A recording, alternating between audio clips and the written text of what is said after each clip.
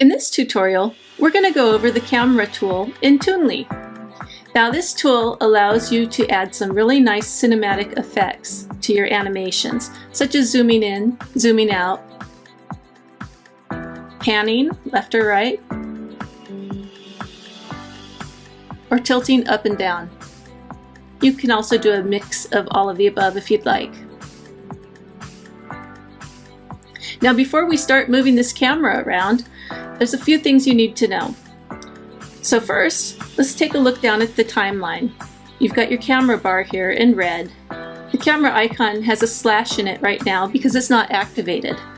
Now if we activate it by clicking on it, you'll notice the screen gets a little muted. It's not as bright as it was before. Let me show that to you again. See how when I turn it on and off, it changes?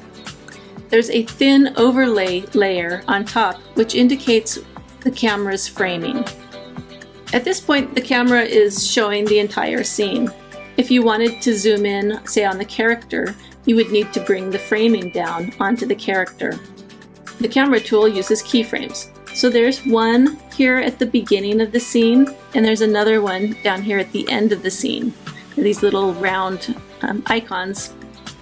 You can also add keyframes on the fly anywhere within the bar just by double clicking. So I've clicked on the initial keyframe, and when I did that, you'll see this little tiny green square in the upper right. This is your resize tool. So now once that green square appears, we can start working with the framing of the camera. So I would like to start with a medium close-up of the character, and then we'll zoom out to a wider shot. So since I'm on the initial keyframe, I have set the framing the way I'd like it. And now I'll go over to my ending keyframe. And right now it's a wide shot, and I think that's perfect. So let's do a quick preview of the camera framing first, and then after that we'll preview the actual camera movement. We click to the beginning and click play. We're going to see the framing that we just set up. So it was close and now it's pulling out to a wide shot. Obviously the camera didn't do the actual zoom there. So in order to see the actual movement, we need to go into preview. So he's close up and now the camera is pulling back to reveal the sand dune. So that's looking great. So let's do another scene, and this time we'll pan the camera from left to right. So I've created this little airport scene, and I'd like to have the camera come over here from the airport end and pan over to the airplane itself. So I've clicked my keyframe, and my little green resize tool appeared, which allows me to zoom in and position my camera. So let's make sure we've got our building here. I think that looks just lovely. And that's our first keyframe, and then we're going to go over here to our ending keyframe, resize the camera and reposition it, and we'll end here on this little guy.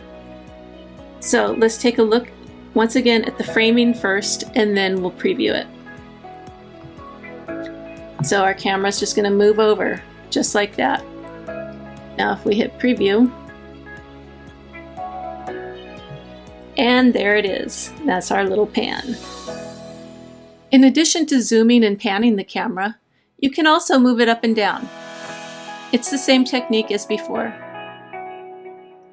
You can also add multiple keyframes within the camera bar by double-clicking at the point where you'd like them to appear.